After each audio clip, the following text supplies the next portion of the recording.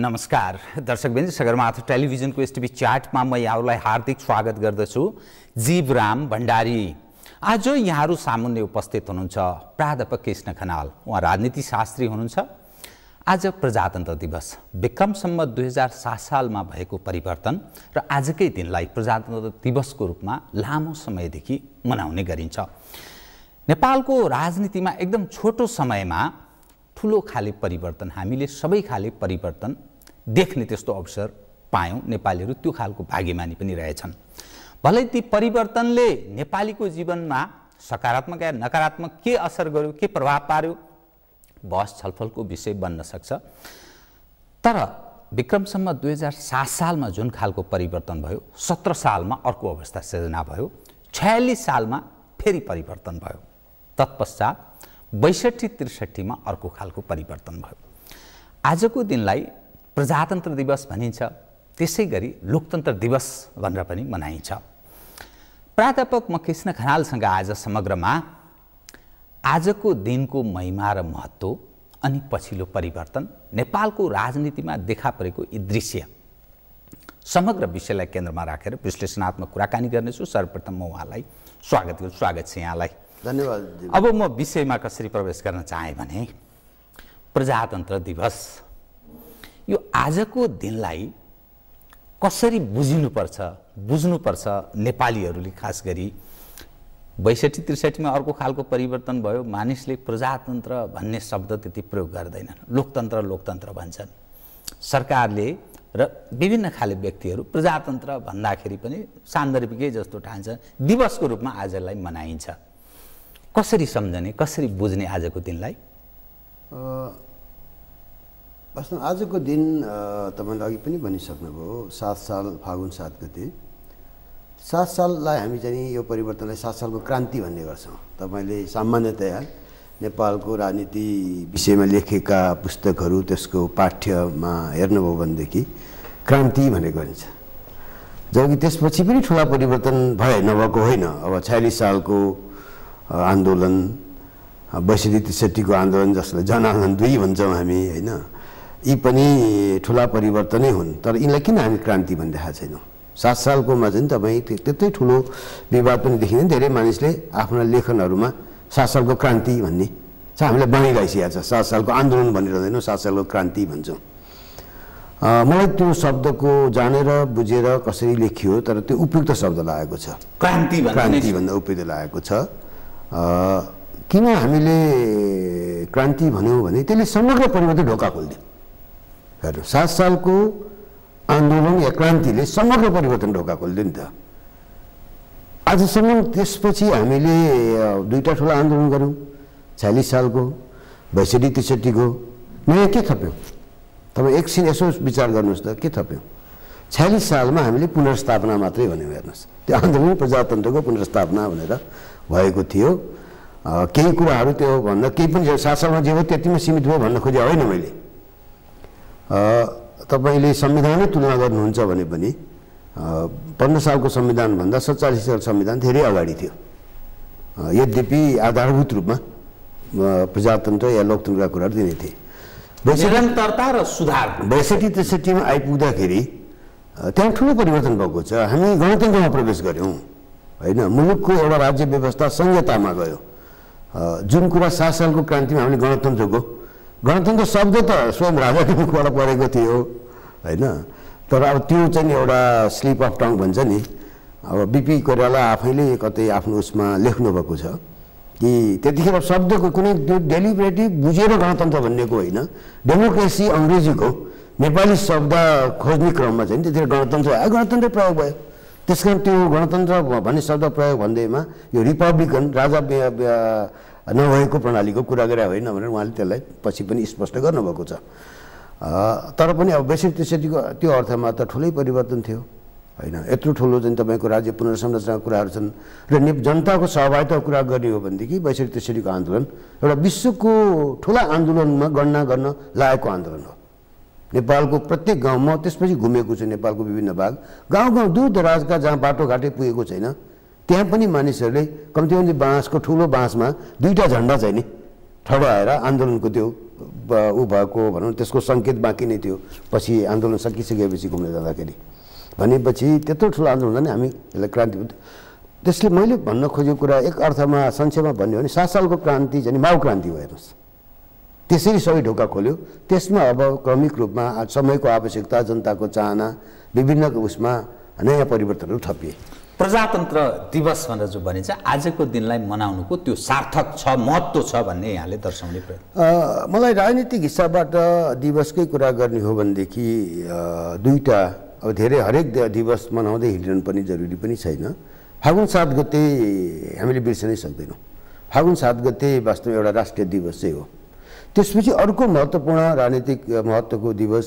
ऐतिहासिक महत्त्वको दिवस भनेको जेठ 15 हो जहाँ हामी गणतन्त्रमा प्रवेश गऱ्यौँ हैन यो दुईटा चाहिँ नि तपाईको राजनीतिक हिसाबले अत्यन्तै महत्त्वपूर्ण दिनहरू हुन् पूर्वाग्रह बिना तपाईँ हेर्नुहुन्छ भनेदेखि 7 साल हाम्रो लागि अहिले पनि जस्तो म तपाईँलाई एउटा उदाहरण दिन्छु कृपया 7 साल फागुन 7 गते घोषणा भयो हैन नेपालमा अब प्रजातन्त्र सुरु भयो भनेर राणा शासनको अन्त्य भयो जहानिया शासनको प्रधानमन्त्री त उही मान्छे थिए कतिले प्रश्न गर्छन् के परिवर्तन भयो त क्रान्ति भनेर मात्रै हुन्छ र हिजो पनि मोहन शमशेरै थिए फागुन 6 गतेसम्म उनीको विरुद्ध उनीको शासनको विरुद्ध आन्दोलन भएको थियो फागुन 7 गते पनि मोहन शमशेर नै प्रधानमन्त्री के फरक भयो त भने तर स्थिति नहटिन्थ्यो त्यसकारण त्यो जहानिया व्यक्ति कुनै भए पनि प्रणाली परिवर्तन हो व्यक्ति कहिलेकाहीँ के हुन्छ भन्दाखेरि केही सम्झौताहरू हुन्छ राजनीतिक उसमा अन्तरिम प्रधानमन्त्री भए मोहन शमशेर हेर्नुहोस् श्री 3 महाराजबाट संविधान सभाको चुनाव नहुन्जेलसम्मको लागि अन्तरिम प्रधानमन्त्री हो त्यो परिवर्तन त्यहाँ छ त्यसपछि त्यसले ढोका खोल्थ्यो नियम कानुन थिएन पार्टी खोल्ने पार्टी त खोल्यो भोलिपल्टदेखि तपाईँको जङ्गबहादुरले बनाएको चाहिँ मुलुक ऐन थियो जहाँ तपाईँको जात अनुसारको सजाय हुने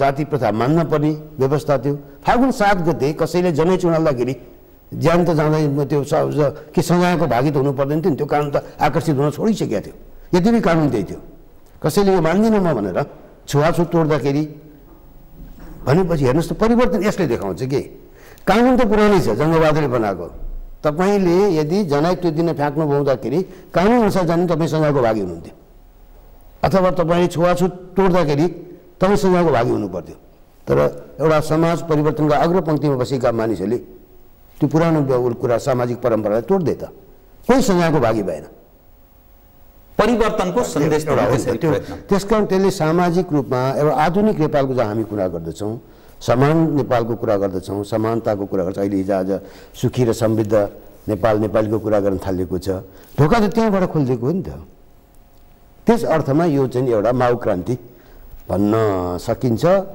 परिवर्तन भनेको राजनीतिको बाटो बेला बेला उकालो ओह्रालो लाग्दछ त्यो हुँदाखेरि अब निरन्तरता 7 सालपछि हामीले लोकतन्त्र अथवा प्रजातन्त्रको निरन्तर अभ्यास गर्न पाएको भएदेखि एउटा कुरा थियो अब इतिहास त अब पाइएन के गर्ने 17 साल पुस 1 गते अर्को घटना भयो एउटा 7 सालले स्थापना गरेको लोकतन्त्र मासियो त्यसलाई फेरि पुनर्स्थापनाको आन्दोलन चल्यो अहिले तपाईँ हेर्नुहोस् त इतिहासमा तपाईँको हिजो आज 46 सालको आन्दोलनको आफ्नो महत्त्व छ तर 46 सालको आन्दोलनको तपाईँ एकछिन इतिहासको त्यो पानामा सीमित भइसक्यो त्यसको सन्दर्भ धेरै बाँकी छैन अहिलेको सन्दर्भमा किनभने त्यसले 7 सालकै कुरालाई पुनर्स्थापित गरेको मात्रै हो 62-63को अलिकति भिन्न भयो कम्तीमा पनि गणतन्त्रका हिसाबले अरू नत्र भनेदेखि तपाईँका हामी लोकतन्त्रका जुन शाश्वत मान्यताको कुरा गर्छौँ विश्वव्यापी रूपमा स्वीकार्य मान्यताको कुरा गर्दछौँ के एड गरेको छ त के थपेको छ एकछिन तपाईँले दुईटा कुरालाई सँगै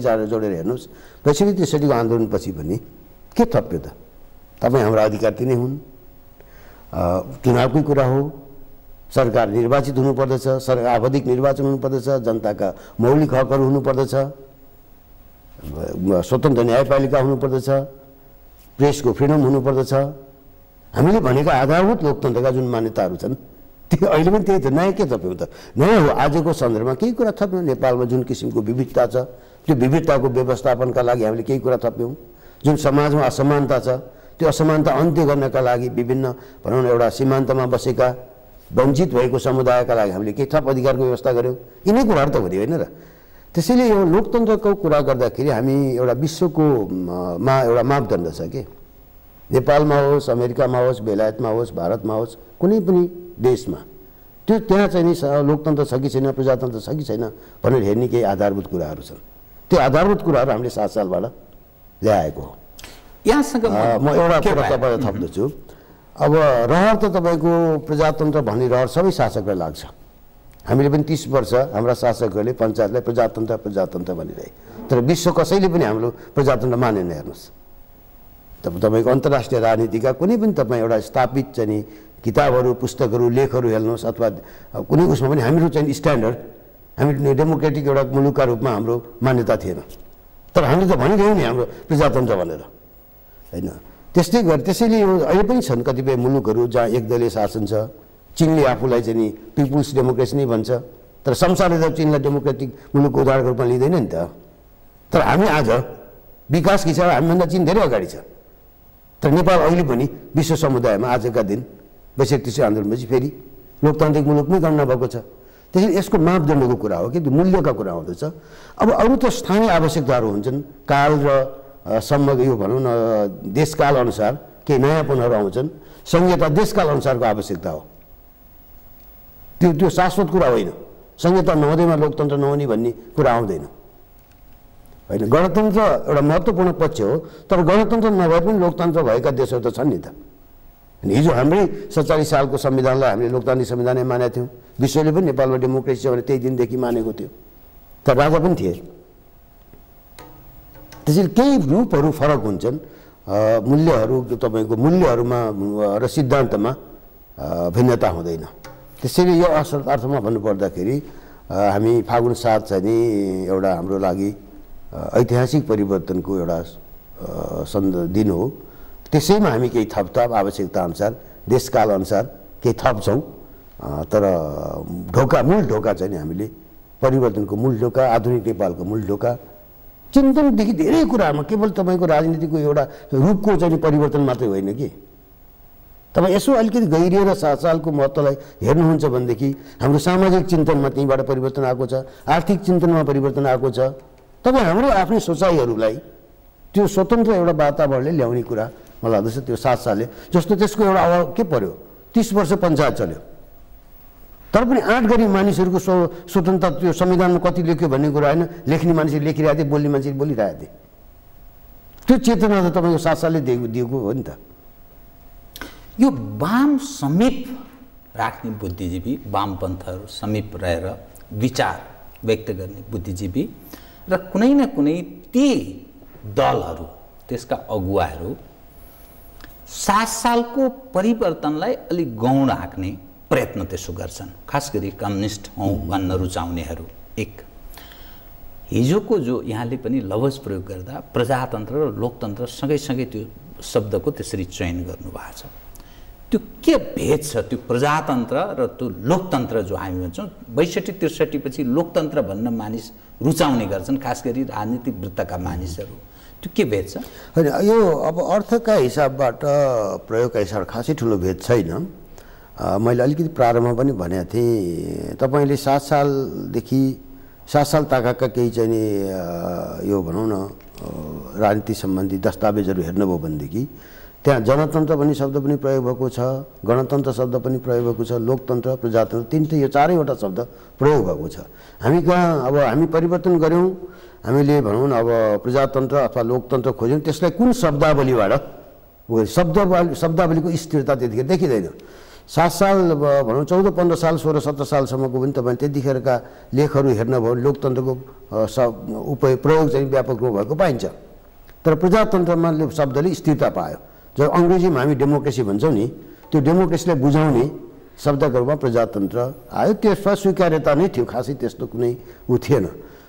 तर पछि जब फेरि यो भनौँ न अब असोज 1858 सालबाट जुन फेरि अलिकति यो प्रतिगमन भनेर भन्छौँ हामी, त्यो प्रारम्भ भयो। राजाको एउटा निरङ्कुश शासक बन्ने आकाङ्क्षा आयो। 47 सालले 47 सालको संविधानले तय गरेको बाटोमा विचलन आउन थाल्यो।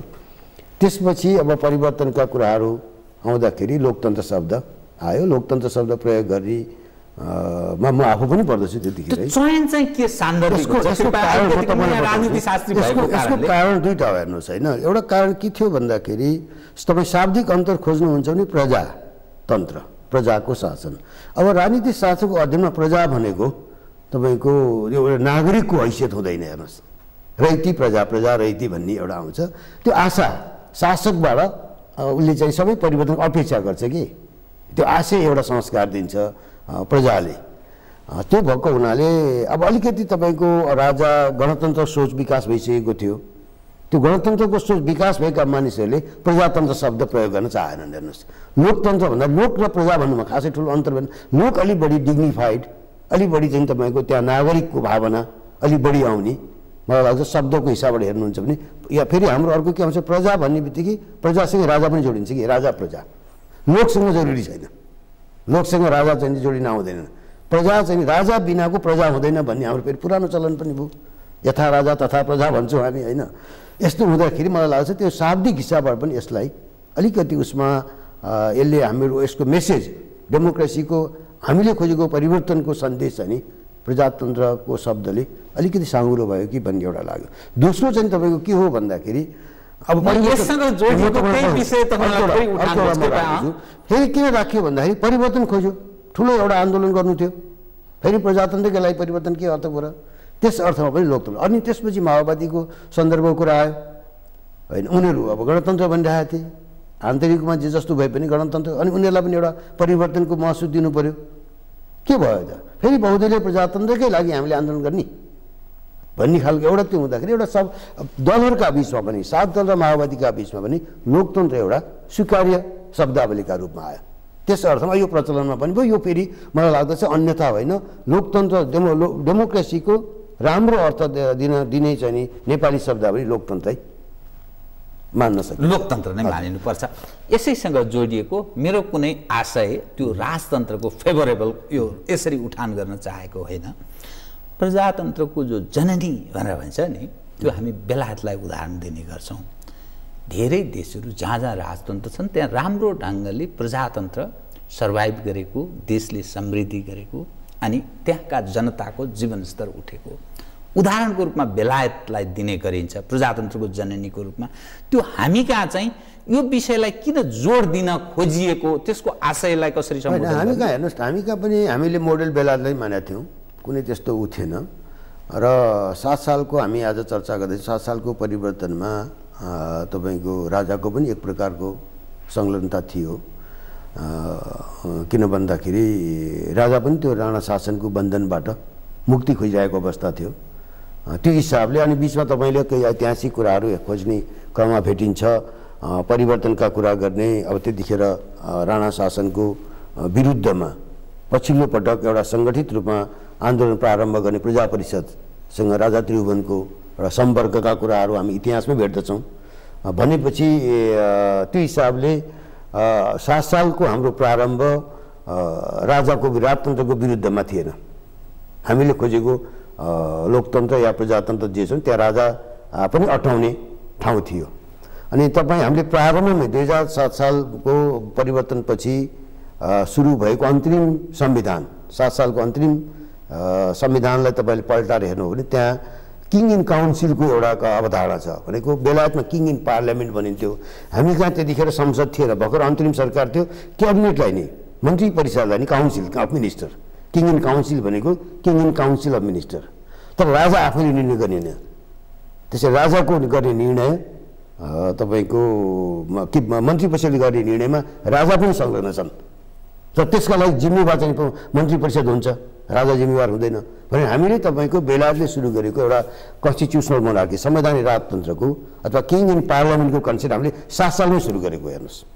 पछि त्यसमा बिस्तारै विचलनहरू आए, नआएको होइन। तपाईँ इतिहास यसो पल्टाएर हेर्नुहुन्छ भनेदेखि मलाई लाग्दछ 10 सालमा राजा त्रिभुवनको अर्को घोषणा आयो जहाँ चाहिँ नि सबै अधिकार हामीसँगै अन्तर्निहित हो।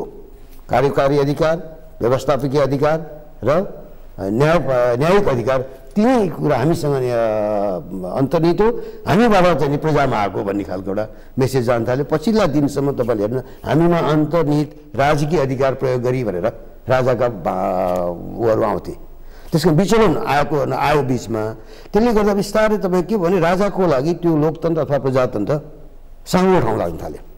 राजाले बढी अधिकार बढी भूमिका खोज्न खोज्यो, त्यसको लागि इतिहास साक्षी छ। अनि यसले गर्दाखेरि के आउन थाल्यो बिस्तारै म आफै पनि म हेर्दछु कि नेपालमा जति राजालाई लोकतन्त्रका लागि अवसर कहीँ पनि कुनै देशमा पनि मिलेको छैन होला। एउटा देशले भनौँ न करिब चाहिँ 60 वर्षको अवधिमा 4वटा राजालाई अवसर दियो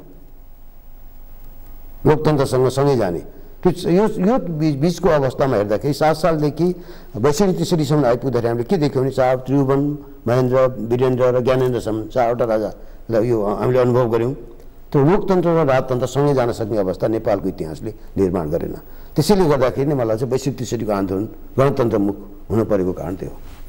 अब यसैसँग जोडिएको एउटा प्रजातान्त्रिक प्रक्रियाकै माध्यमबाट देशमा कम्युनिस्टहरू यो पछिल्लो परिवर्तनपछिको पछिल्लो निर्वाचनमा उनीहरू स्थापित भए, सर्वत्र उनीहरूको पकड कायम रह्यो। प्रजातन्त्रको पर्यायको रूपमा आफूलाई प्रस्तुत गर्न चाहेको नेपाली काङ्ग्रेस, हामी प्रजातान्त्रिक पार्टी हौँ, हाम्रो विकल्प छैन भन्ने आशय त्यसरी काङ्ग्रेसका नेतृत्वजन त्यसरी व्यक्त गर्छन्। प्रजातन्त्रमाथि अर्थात् लोकतन्त्रमाथि खतरा छ है, कम्युनिस्टहरू हावी भए, यस्तो दृष्टिकोण काङ्ग्रेस त्यो व्यक्त गरिरहेको छ, एडभोकेसी त्यसरी काङ्ग्रेस गरिरहेको छ। तर प्रक्रियागत हिसाबले हेर्दा जनताबाट अनुमोदित भएर स्पष्ट बहुमत यो सरकारलाई 2/3 बहुमत पनि छ, प्राप्त छ। प्रजातन्त्रको अर्थात् लोकतन्त्रको अर्थ त्यो मानिसको जीवनमा के परिवर्तन आयो, कति काम गर्न सक्यो, एक त्यो देशको हितमा कतिको भूमिका निर्वाह गर्न सक्यो, यो विषयले नि महत्त्व राख्छ होला। यो दुईटा पक्षलाई नि खतरा छ भन्ने कुरा एक प्रमुख प्रतिपक्षको आवाज, दोस्रो जीवन र राष्ट्रको अवस्था उप कसरी हेरिनुपर्छ। अनि पहिलो कुरा तपाईँको एउटा हामी यसलाई सकारात्मक एउटा प्रगतिका रूपमा लिन सक्दछौँ कि एउटा लोकतान्त्रिक विधिबाट अलिकति लोकतन्त्रबाट भिन्न जस्तो देखाइने पार्टी पनि आउँदो रहेछ होइन। जस्तो कम्युनिस्ट पार्टीको एउटा सैद्धान्तिक आधार हेर्नुहुन्छ भनेदेखि उनीहरू यसलाई बुर्जुवा डेमोक्रेसी भन्छन् होइन। यो बुर्जुवा डेमोक्रेसी हो, उनीहरूले पुग्न खोजेको बाटो यो होइन, योभन्दा परको बाटो हो। अर्को तपाईँ भन्नुहुन्छ भने केही तपाईँका विश्वको हिजोको अनुभवको आधारमा अथवा अझै पनि छ, चीन हाम्रो अगाडि छँदैछ, 5-6वटा मुलुक अहिले पनि आफूलाई एउटा कम्युनिस्ट मुलुकका रूपमा हामी हेर्दछौँ। त्यही बाटोमा जान खोजेको हो भने बेग्लै कुरा हो। अन्यथा तपाईँको डेमोक्रेसीले चाहिँ के रहेछ, लोकतन्त्रको एउटा विशेषता के रहेछ भन्दाखेरि जनतासँग जाने सबल अधिकार छ होइन। आखिर नेकपा पनि त संविधान मानेर आएको छ नि त, उसले अहिले नेपालको संविधानको आधारभूत कुरालाई स्वीकार गरी यसैको बाटोबाट आएको छ। उसका केही गतिहरू, उसको आफ्नो सामाजिक आर्थिक लक्ष्यहरू पार्टीले तोके अनुसार होला, तर त्यो आवधिक हो, उसले अरू पार्टीमाथि प्रतिबन्ध लगाउन सक्दैन। त्यो हुने बित्तिकै हामी फेरि विचलनमा जान्छौँ, त्यो बेलामा मुलुक अर्कै बाटोमा जान्छ। त्यसैले मलाई यो प्रक्रिया आउने जाने कम चलुन्जेलसम्म कम्युनिस्ट पार्टी सत्तामा आयो भन्दैमा तर्सिन पर्ने जरुरी छैन। खतरा चाहिँ छ कि खतरा म देख्दिनँ, खतरा छैन। अर्को कुरा तपाईँ म सकारात्मक कुन अथवा लिइरहेको छु भन्दाखेरि लामो समयसम्म नेपालमा लोकतन्त्र भनेको नेपाली काङ्ग्रेससँग मात्रै जोडियो। हेर्नुहोस्, उसको एउटा प्रतीकात्मक कसले प्रतिनिधित्व गर्दछ त लोकतन्त्र अथवा प्रजातन्त्र भने काङ्ग्रेस बाहेक प्रजातन्त्र छैन भने। अहिले एउटा यो बिचमा आएपछि अनि कम्युनिस्टहरूले के भन्थ्यो, हाम्रो यो बाटो होइन, हामी सोझै कम्युनिजममा पुग्ने हो। जनमतसङ्ग्रह त्यसको एउटा दृष्टान्त मान्न सकिन्छ। तत्कालीन माले, तत्कालीन चाहिँ यो चौथो महाधिवेशन, त्यतिखेरका नेपालका कम्युनिस्ट आन्दोलनका दुईटा उग्रधार जुन पछि ठुला शक्तिका रूपमा पनि आए, उनीहरूले त नमानेकै हो त बहुदलको बाटो। हामी सोझै तपाईँको साम्यवादी व्यवस्थामा अथवा नौलो जनवादमा पुग्ने भनेर भन्दथे, बहिष्कार गरे। तर 42-43 सालमा आइपुग्ने बित्तिकै फेरि उनीहरू यो बाटोमा आए। अनि बिचमा अब तपाईँको माओवादीहरू उठिएन। अहिले माओवादी लगायत मलाई एउटा सम्झना छ, त्यतिखेर उनीहरू बन्दुक बोकेकै अवस्था थियो। नेकपा माओवादीका अध्यक्ष प्रचण्डसँग कुरा गर्दाखेरि मैले सोझै भनेको थिएँ, म कम्युनिस्ट होइन, म गणतन्त्र चाहन्छु, म शान्ति चाहन्छु।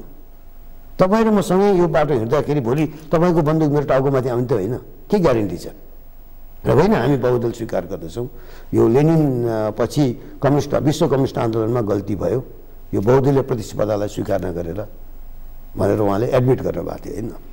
भनेपछि त्यो तपाईँ लोकतन्त्र स्वीकार, लोकतन्त्र साझा विषय अब आइडियोलोजी होइन कि कुनै एउटा पार्टीको आइडियोलोजी होइन। हिजो लामो समयसम्म लोकतन्त्र अथवा डेमोक्रेसी नेपाली काङ्ग्रेसको आइडियोलोजी जस्तो देखियो, कम्युनिस्ट भिन्नताहरूको भनेर आयो। पार्टीगत प्राथमिकता र भिन्नता आफ्नो ठाउँमा हुँदाहुँदै पनि अहिले मलाई लाग्छ लोकतन्त्र प्रजातन्त्र जे भनौँ सबै दलहरूको साझा सिद्धान्त भयो। के तपाईँको राप्रपाले पञ्चायत ल्याउन चाहन्छ त? होइन नि त। कमल थापाको पार्टी पावरमा आयो भने उनी भन्छन् राजा चाहिन्छ भनेर, तर राजा उनको पार्टी पावरमा आएपछि मलाई लाग्छ फेरि गणतन्त्र वा राजतन्त्र नेपालमा फर्कन्छ भने पत्याउँदैन। हेर्नुहोस् किन समय परिस्थिति अगाडि बढिसकेको छ। आयो नि त भारतमा बिजेपी पावर त्यत्रो ठुलो सत्तामा बहुमत समर्थन सहित आयो सत्तामा, के भारतको उसले यो धर्मनिरपेक्षता फ्याँक्दियो त? छैन नि त, त्यही भित्र काम गरिरहेछ। भनेपछि तपाईँको राजनीतिमा नारा लाउने एउटा कुरा हुन्छ, प्रणालीमा प्रवेश गरिसकेपछि त्यसका आफ्ना सिमाना हुन्छ, त्यसले केही संस्कार निर्माण गर्दछ। हामी प्रारम्भमा भएको हुनाले अलिकति केही शङ्काहरू आशंकाहरू हुन सक्दछ, तर यो सिस्टमले चाहिँ तपाईँको भित्र सिस्टमले एकोमोडेट गरिदियो कि नेकपालाई पनि। त्यस कारण अब कम्युनिस्ट फेरि अर्को एउटा विडम्बना के छ, नेपालमा कम्युनिस्ट पार्टीहरू छन् तर कम्युनिस्ट कोही पनि छ जस्तो लाग्दैन मलाई। व्यक्ति चाहिँ कोही कम्युनिस्ट, उनका स्वादहरू हेर्नुहोस्, उनका जीवनचर्या हेर्नुहोस्, कहाँ कम्युनिस्टको जीवनचर्यासँग भेटिन्छ र? त्यस कारण यो ठुलो होइन।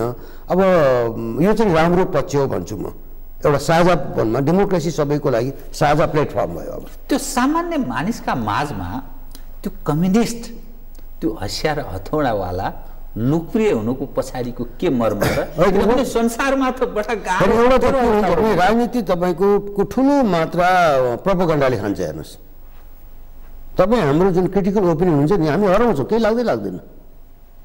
मैले जतिसुकै यी चाहिँ केपी ओली हुन् या प्रचण्ड हुन्, व्यक्तिगत यी कम्युनिस्ट होइनन्, नाम मात्रै ट्यागको मात्रै कम्युनिस्ट पार्टीका नेता हुन् भनेर जति भने पनि त्यो आम मान्छे अगाडि कम्युनिस्ट नै भइरहन्छन् कि।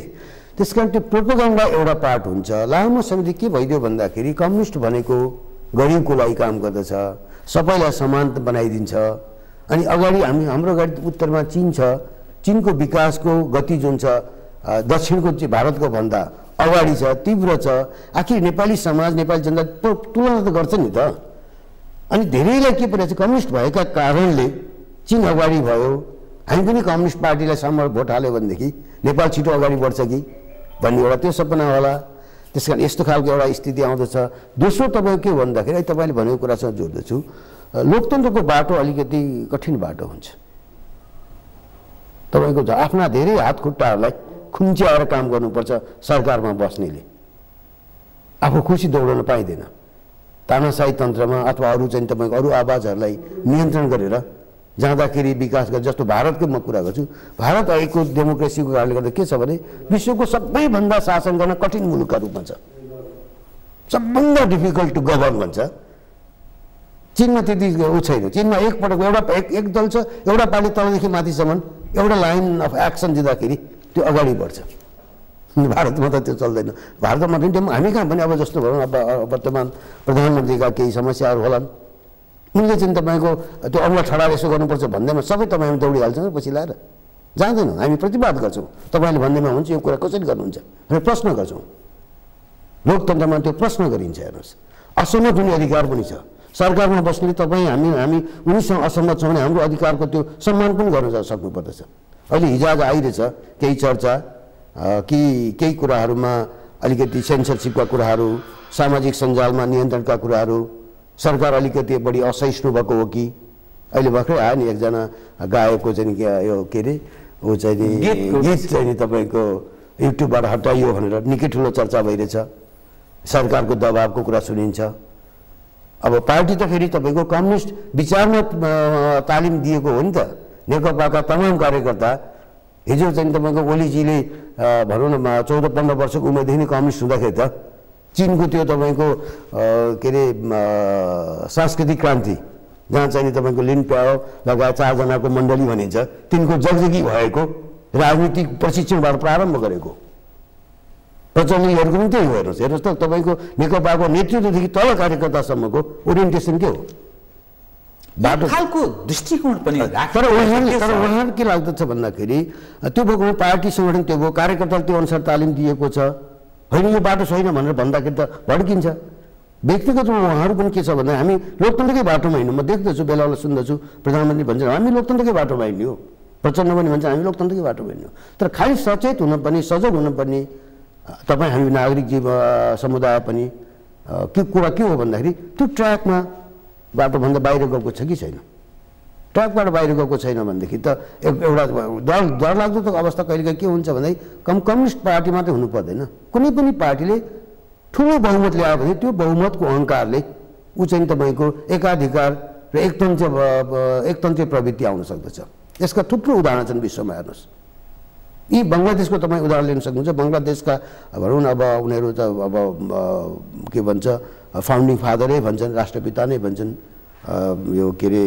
मुजिबुर रहमान त्यत्रो ठुलो तपाईँको जनसमर्थन र त्यत्रो ठुलो चाहिँ मुक्ति आन्दोलनको नेतृत्व गरिरहेका मान्छे उनीहरूले नै एकदलीय प्रणालीमा बङ्गलादेशलाई रूपान्तरित गरिसकेका थिए 1975 पुग्दाखेरि को भयो मारिए उनी त्यो अर्को एउटा बाटो त्यसका उनी वास्तवमा मान्छे त जीवनभर तपाईँको लोकतन्त्रको लागि सङ्घर्ष गरेका मान्छे थिए तर सत्तामा पुग्दाखेरि अब सबै विरोधका कुरा पनि सुन्न चाहेनन् हेर्नुहोस् त यसलाई के यो नक्कली कम्युनिस्ट भन्ने शब्द चयन गर्दा ठिक हुन्छ मलाई त्यो अब यो म त अलिकति यो साङ्ग्रो शब्द म प्रयोग गर्न चाहन्न उहाँहरू लोकतन्त्रवादी भएर आएको लोकतन्त्र स्वीकार गर्यो त्यसलाई खुला हृदयले हामी लोकतन्त्रवादी भयौँ भन्न आँट नगरेको मात्रै हो हेर्नुहोस् त्यो काङ्ग्रेसले चाहिँ अनि खतरा खतरा भन्ने शब्द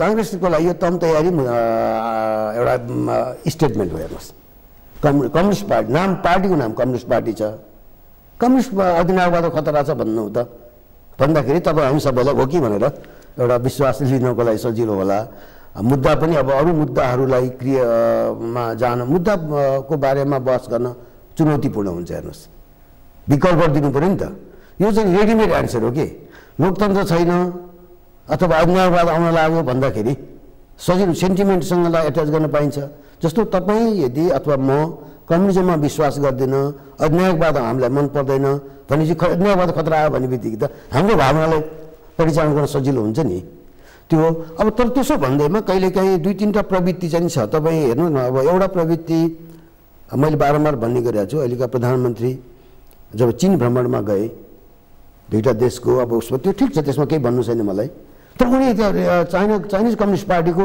त्यो के भन्छ स्कुल डिपार्टमेन्टमा पनि दौडेर पुगे हेर्नुहोस् त्यसले के देखाउँछन् उनको त्यो एउटा झुकाव हार्दिकता अनि अर्को तपाईँको अस्ति भेनेजुएला केसमा हतपद्ध प्रचण्डजीको वक्तव्य यो साम्राज्यवादी अमेरिकाको विरोध गरेर आयो आज त्यो विश्व राजनीति त्योबाट बाहिर गइसकेको छ नि तर उहाँहरूको ओरिएन्टेसन प्रयोग भनेको अमेरिका भनेको साम्राज्यवादी शक्ति नै यसको विरोध गरेकै पर्छ भनेर होइन भेनेजुएलाको आन्तरिक द्वन्द्व हो त्यो अब अमेरिका विश्व शक्ति हो उसको चाहिँ तपाईँको के भन्छ छिमेकमा छ स्वाभाविक क्रममा उसका चाहिँ त्यो सरकारको पक्ष विपक्ष आउने आफ्नो ठाउँमा होला तर हामी यसरी विश्वका कति ठाउँमा आन्तरिक विषयमा कति ठाउँमा बोल्दै आइरहेका छौँ तर एउटा सलिडारिटी देखाएको भेनेजुएलाको यो अहिलेको भनौँ न निर्मा आएको राष्ट्रपति अब अलिकति आइडियोलोजिक हिसाबबाट वामपन्थी भए त्यो हिसाबबाट हतपद्ध उसको समर्थनमा एउटा अभिव्यक्ति देखाउनु तर त्यसको चाहिँ नि यो चाहिँ तपाईँको लाग्छ हिजोका प्रशिक्षण हिजोका ओरिएन्टेसन र त्यो धङधङ्ती भन्छ नि त्यो कम्युनिजमको धङधङ्तीका कारणले आएका हुन् नेपाल त्यो बाटो त्यति बाटो जाने कुरा चाहिँ लाग्दैन मलाई एक खाले दृष्टिकोण पनि मानिस नेपालमा राख्ने गर्छन् जहाँ गरिबी छ अशिक्षा अभाव पछौटेपन यो अवस्थाका मानिसहरूको वर्चस्व छ यो लेभलका मानिसको त्यो देशमा डेमोक्रेसी सार्थक ढङ्गले चल्न सक्दैन अरू नै चिजले काम गर्छ प्रोपागन्डाले काम गर्छ पुँजीले काम गर्छ गुण्डागर्दीले काम गर्छ एक नम्बर 2 सिक्किमको उदाहरण दिने गर्छन् प्रजातान्त्रिक माध्यमबाटै त्यसरी त्यो देश पनि समाप्त भएको छ भनेर उदाहरण दिने गर्छन् यो पनि दृष्टिकोण छ यो दुई विषयलाई मैले अलि अगाडि 2 महिना करिब हुन लाग्यो 1.5 महिना लाग्यो सिक्किमको बारेमा मैले एउटा लेखेको थिएँ कान्तिपुर यो बदलिँदो भू राजनीतिक आयाम भनेर पछिल्लो एउटा पुस्तक निस्किएको थियो यो रमा काम गर्ने जसको यादव होइन यादव सिद्धु भन्ने एउटा सिख हुन् उनको लेख एउटा पुस्तक आएको छ सिक्किमको बारेमा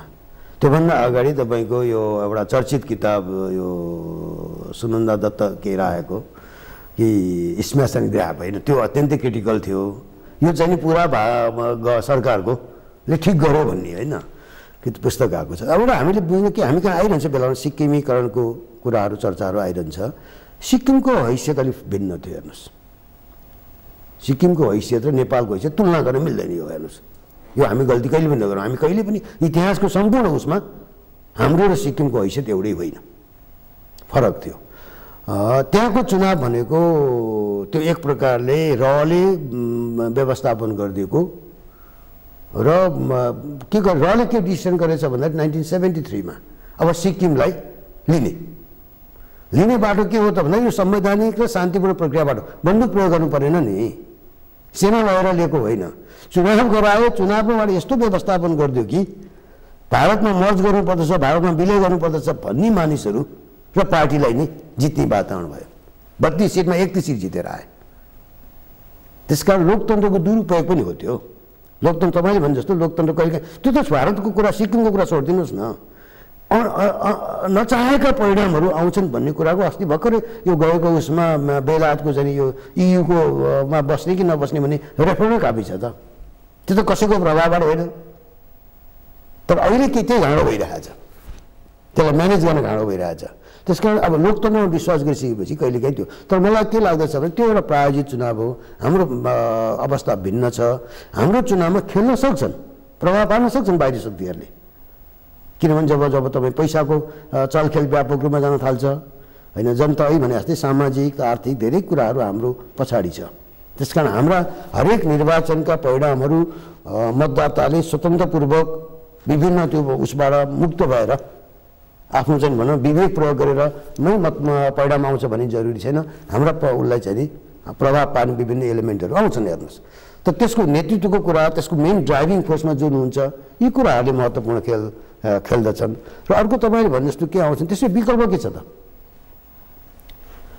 तपाईँ अब यो भन्दाखेरि अलिकति अप्ठ्यारो लाग्छ मलाई यो नेपालकै राजनीतिमा के देखिन्छ भन्दाखेरि कहिलेकाहीँ कुनै शक्तिले चाहँदैन एउटा निर्वाचन क्षेत्रमा उसले चाहेको व्यक्ति पनि जित्दो रहेछ नि त हामीसँग त्यस्ता थुप्रै उदाहरण छन् हेर्नुहोस् सम्भव छैन तपाईँको त्यो मिटिङ भनौँ न मासमा जाने भन्ने कुरा गाह्रो छ त्यसैले अहिले यो आफ्नो अपेक्षा त्यही भनौँ न अब अमेरिकाले त खेल्न त सक्थ्यो होला नि ल्याटिन अमेरिकामा जति पनि किन उसले भनेको परिणाम आउँदैन चुनावमा भेनेजुएलाको मात्र होइन थुप्रो अरू पनि सन्दर्भ छ उसको नाकैमा अमेरिकाको तीव्र विरोधी चाहिँ नि परिणामहरू निर्वाचन दिइरहेको छ त्यसैले यो तपाईँको लोकतन्त्रको एउटा विशेषता के भने प्रभाव पार्ने ठाउँहरू त्यसका लुपोलहरू हुँदै पनि त्यो आम जनतामा पुग्दाखेरि परिणाम सधैँभरि तपाईँको गलत हुन्छ भन्ने चाहिँ होइन कहिलेकाहीँ एकाध रूपमा कहिलेकाहीँ नसोचेका परिणाम अवांछित परिणाम आउलान् तर चाहिँ त्यो हुँदैन र फेरि नेपालको मलाई हामीसँग आत्मविश्वासको कुरा हो मलाई के लाग्दछ जुन मुलुकको एक प्रकार 3000 वर्षको रेकर्डेड हिस्ट्री छ जियोग्राफी परिवर्तन होला बेला सिमाना परिवर्तन नेपाल भन्ने जुन चाहिँ तपाईँको एउटा अलग राज्यका रूपमा यसको चाहिँ जुन निरन्तरता छ 3000 वर्षभन्दा लामो छ यो 200-250 वर्षको होइन हाम्रा साइज र सिमानाहरू भिन्न भयो होला पृथ्वीनारायण शाहभन्दा अगाडि पनि नेपाल थियो तपाईँ हेर्नुहोस् न त्यो अब महादेवको पालादेखि त हामीसँग पुरा रेकर्डेड हिस्ट्री छ भनेपछि यत्रो लामो इतिहास भएको मुलुकको चाहिँ तपाईँको सामान्य कुराबाट त्यो गौरवपूर्ण हाम्रो इतिहास रहेछ त्यसो राष्ट्रियता भनेको हामीले राष्ट्रियताको सकारात्मक व्याख्या गर्न सकिरहेको छैनौँ हेर्नुहोस् राष्ट्रियताको सकारात्मक व्याख्या पनि आवश्यक छ समानता हुँदैमा केही कुराहरू हुँदैमा राष्ट्रियता आउँदैन राष्ट्रियता भनेको विजय अभियान होइन हेर्नुहोस् राष्ट्रियता भनेको तपाईँको एउटा भावनात्मक पक्ष हो जहाँ तपाईँको एकछिनलाई मान्नुहोस् त हामी त यहाँ काठमाडौँको मेन स्ट्रिममा बसिरहेका छौँ हाम्रा सन्तानसँग अर्को बाटै छैन युरोप अमेरिका अस्ट्रेलियाको सपना देख्ने बाहेक त्यो सिमानामा बस्ने चाहे उत्तरको सिमाना होस् चाहे दक्षिणको सिमानामा बस्ने बोर्डरमा बस्ने मान्छे वारिपारि तपाईँको सामाजिक जीवन उस्तै छ अस्ति एउटा चाहिँ अलि अगाडि एउटा न्युज आएको थियो कान्तिपुरमा यो सिराको कुनै एउटा बोर्डर एरिया जहाँ तपाईँको 10 गजाको बिचमा चाहिँ क्रिकेटको खेल्ने चाहिँ बनाएको छन् केटाकेटीहरूले दुवैतिर बस्ती एउटै छ दलित जातिको रहेछ, आर्थिक रूपमा विपन्न छन्, चेतना कम छ, काम गर्न तपाईँको कोही उता जान्छन् कोही यता जान्छन्। तिम्रो म नेपाली हुँ अथवा म भारतीय हुँ भन्ने भावनाको विकास के हो त्यो? सिमानाले छुट्याइदिएर हुन्छ र? राजनीतिले बल प्रयोग गरेर आजदेखि यो सिमाना यहाँसम्म नेपाल यहाँसम्म भारत भनेर छुट्याइदिएमा तपाईँ राष्ट्र बन्छ? त्यहाँ बस्ने मानिसहरूसँग, उसका सन्तान घर सन्तानसँग मेरो भविष्य, मेरो उन्नति, मेरो विकास नेपालसँग छ भनेर हामीले त्यो भावना र त्यो अवस्था जगाउन सकेनौँ, उसको नेपाली पनि राष्ट्रियता विकास हुने हो। जन्मजातै कोही पनि राष्ट्रवादी बन्दैन। हेर्नुहोस् किन मान्छे तपाईँको विदेश दौडिन्छन्? अमेरिका जाँदाखेरि हामी वाह वाह भन्छौँ रे। चाहिँ राष्ट्रियताको परिभाषालाई पनि अलिकति सही रूपमा गर्नु जरुरी छ कि। त्यसैले मलाई के लाग्दछ भने तपाईँले उठाएका आशंकाहरू ती गम्भीर छन्, नभएको होइन। हामी कहाँ तपाईँको एउटा मलाई लाग्दछ यहाँ त के भएको छ अरे, एउटा बाहिर पढ्न जाने विदेशी सिटको लागि हाम्रा तपाईँको नीति निर्माताहरू प्रभावमा परेका थुप्रो उदाहरणहरू छन्। त्यो बिचरा अबोध जनतालाई किन दोष दिने? जो निर्णयमा बसेर गरिब मानिसहरू, तपाईँ नेपालको कुन चाहिँ पदाधिकारी चोखो छ त्यो अमेरिकन के अरे उसको सिटबाट, इन्डियाबाट आउने त्यो कल्चर सिट, एमएससीले बाँड्ने सिटमा कुन चाहिँ मुलुकको नेता गएको छैन, कुन चाहिँ प्रशासक परेको छैन, कुन चाहिँ सुरक्षाको मान्छे आफ्नो केटाकेटीलाई पठाएन भन्नुहोस् त?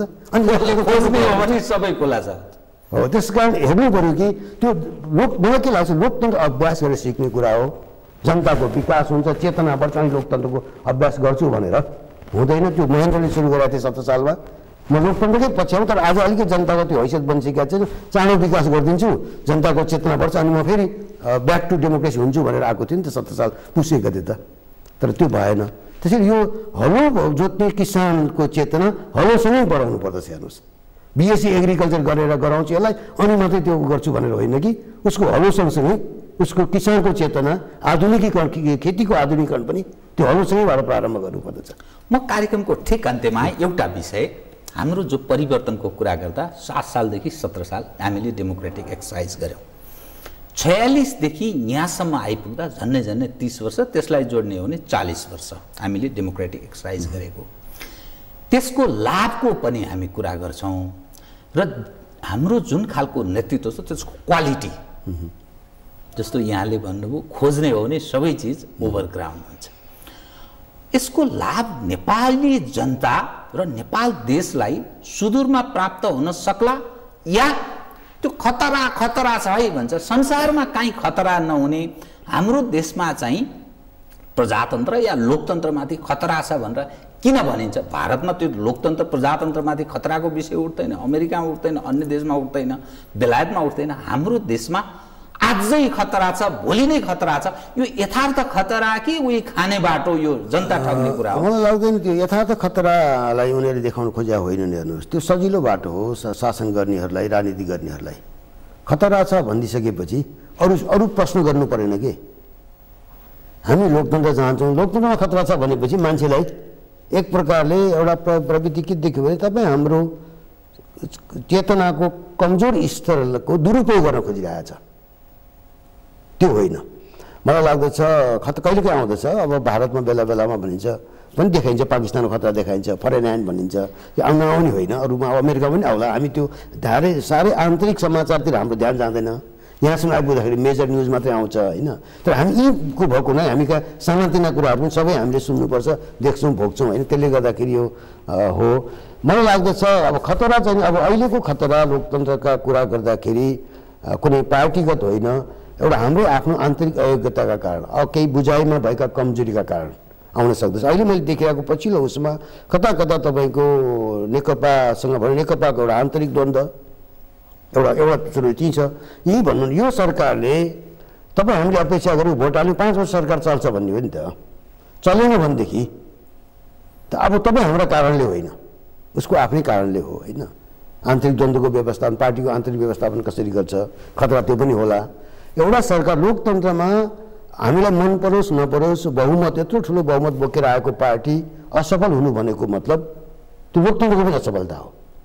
त्यो नेकपाको मात्रै असफलता मानिँदैन, लोकतन्त्रको भविष्य पनि त्यसमा जोडिन्छ। किन हाम्रो आस्था कम हुन थाल्छ। त्यसले गर्दाखेरि यो महत्त्वपूर्ण पक्ष हो। दोस्रो चाहिँ तपाईँको अघि प्रश्न उठेको छ, हामीसँग कता कता हाम्रो नेतृत्वको बुझाइ भिजनसँग कमजोर देख्छु। हेर्नुहोस् रहर गर्दैमा देश बन्दैन। अहिलेका प्रधानमन्त्री रहर गर्छन् धेरै, रहर र चाहिँ भिजन एउटै होइन हेर्नुहोस् होइन। भिजनका लागि तपाईँका तयारीहरू हुनुपर्छ, होमवर्क हुनुपर्छ। त्यो अनुसार जस्तो म तपाईँलाई एउटै भन्न सक्दछु कि पानी जहाज, अब पानी जहाज आउँछ नेपालको पानी जहाज हुनको लागि समुद्र चाहिँदैन। त्यो समुद्रिक अधिकार हामीले पाएका छौँ। हाई सीमा राखेर पानी जहाज मन्त्रालय बनायो हुन्छ, एउटा मन्त्रालय 8-10वटा पानी जहाज किनिदिएर चलाएको हुन्छ, केही फरक पर्दैन। तर नेपालमा पानी जहाज आउँछ कि आउँदैन?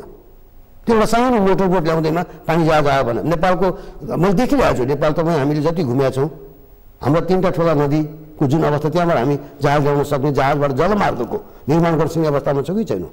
पर्यटनका हिसाबबाट एकछिन रमाइलोका लागि कि भनौँ साङ्केतिक महत्त्वका लागि 1-2टा केही जहाज के मोटर बोट चल्दैमा त्यसलाई पानी जहाज भन्न सकिँदैन होइन। त्यस्तै गरी रेलको कुरा 2 पैसा लगानी गर्नु छैन, छिमेकीले बनाएर हामी कहाँ जोड्दैछ रेल भनेर रहर गरेर नेपालमा रेल दौडिन्छ, बुलेट ट्रेन दौडिन्छ। तर यस्तो हावाजारी सपनाबाट चाहिँ नि देश बन्दैन हेर्नुहोस् होइन। त्यसको लागि साँच्चै अहिलेको नेतृत्वको बुझाइ सबभन्दा कमजोर लाग्दछ मलाई।